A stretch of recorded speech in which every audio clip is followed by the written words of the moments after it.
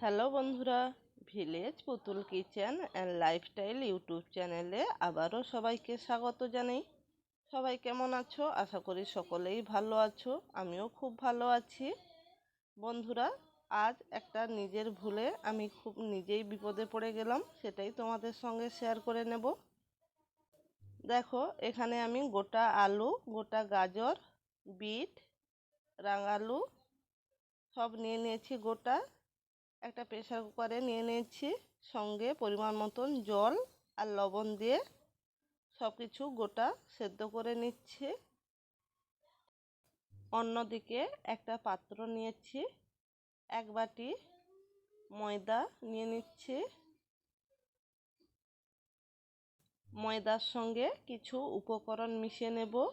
এখানে প্রথমে নিয়ে নিলাম চাট মশলা, সঙ্গে লঙ্কার গুঁড়ো, সঙ্গে হলুদের গুঁড়ো, পরিমাণ মতন লবণ। প্রথমে শুকনো উপকরণগুলো ভালোভাবে ময়দার সঙ্গে মিশিয়ে নেব।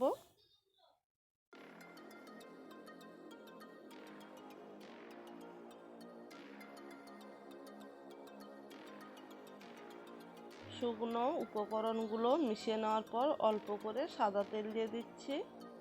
সাদা তেল দিয়েও আবার ভালোভাবে সব কিছু মিশিয়ে নেব। এরপর পরিমাণ মতন জল দিয়ে একটা ব্যাটার তৈরি করে নেব। আমি এখানে প্রথমে বেশি জল দিচ্ছি না, অল্প অল্প জল দিয়ে ব্যাটারটা তৈরি করে নেব। একসঙ্গে অনেকটা জল দিয়ে দিলে খুব পাতলা হয়ে যেতে পারে, তাই অল্প অল্প জল দিয়ে একটা ব্যাটার তৈরি করে নিচ্ছে। না, একটা সুন্দর ব্যাটার তৈরি করে নেওয়া হয়ে গেছে। দেখো কতটা সুন্দর হয়ে গেছে। এরপর বন্ধুরা, আমি যে গোটা সবজিগুলো সেদ্ধ করে রেখেছিলাম ওইগুলো ছাল ছাড়িয়ে সুন্দরভাবে পরিষ্কার করে নিয়েছি। অন্যদিকে কিছু মশলা নিয়েছি, যেমন পানমৌরি, গোটা ধনে, তেজপাতা, শুকনো লঙ্কা, এলাচ, দারচিনি, গোলমরিচ, জিরে সব কিছু উপকরণ নিয়ে নিয়েছি। নিয়ে ভালোভাবে ভেজে নেব। মশলাগুলো একটা মিক্সি কৌটোতে নিয়ে গুঁড়ো করে নেব। এরপর যে গোটা সবজিগুলো সেদ্ধ করে রেখেছিলাম একটা প্যানের মধ্যে নিয়ে মেখে নিয়েছি। এরপর ওই গুঁড়ো মশলা দিয়ে দিলাম, সঙ্গে কাঁচা লঙ্কা, টমেটো, আদা কুচি, সঙ্গে ধনেপাতা কুচি, বাঁধাকপি কুচি, সঙ্গে পনির,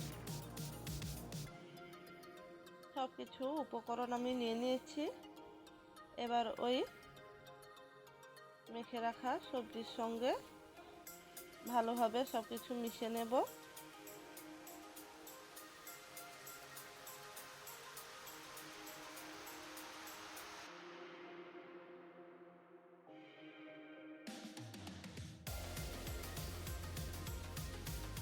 এরপর একটা ননস্টিক কড়াই নিয়েছি, অল্প করে ঘি দিয়ে দিলাম, 1 চামচ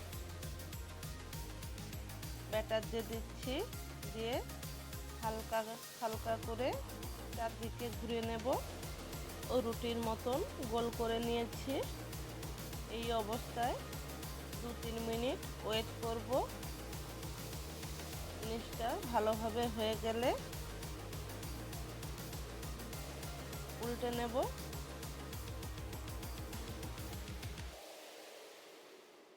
এরপর যে পুরটা বানিয়ে রেখেছিলাম ওই পুরটা দিয়ে দিচ্ছি। এরপর আমি এখানে চিজ দিয়ে নেব। বন্ধুরা, আগে থেকে আমার চিজটা বের করে রাখতে আমি ভুলে গেছিলাম, তাই তাড়াতাড়ি বরফ গলার জন্য আমি ভুলে গরম জলে দিয়ে দিয়েছিলাম, তাতে চিজটা পুরো গলে গেছে, তাই তোমাদের গোটা দেখাতে পারলাম না। হাতে নিয়ে ওই পুরের উপর দিয়ে ভালোভাবে ভাঁজ করে নিলাম। ভাঁজ করে নেওয়ার পর অল্প করে ঘি দিয়ে আবারও 2-1 মিনিট ভালোভাবে ভেজে নেব। একই রকমভাবে আমি সবগুলোই বানিয়ে নেব।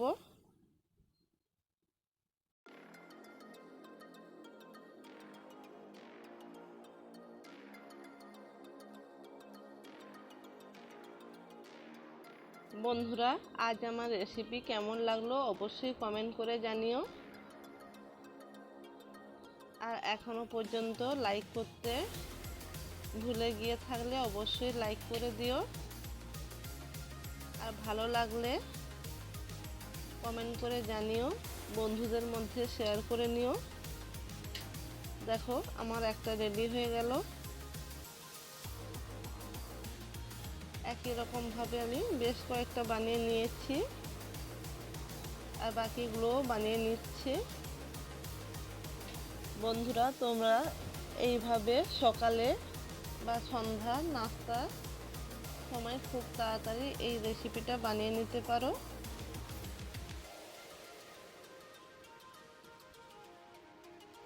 দেখেছো বন্ধুরা, আমার চিজগুলো সব গলে গেছে।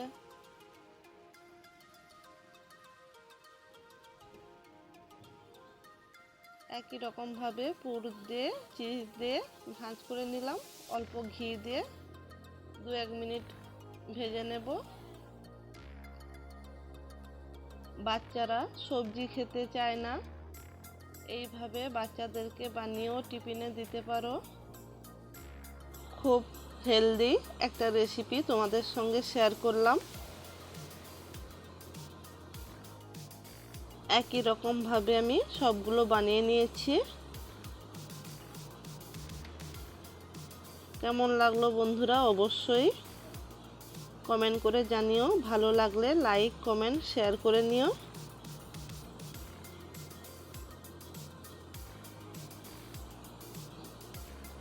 আর আমার চ্যানেলে নতুন বন্ধু হয়ে থাকলে অবশ্যই বন্ধু হয়ে পাশে থেকো।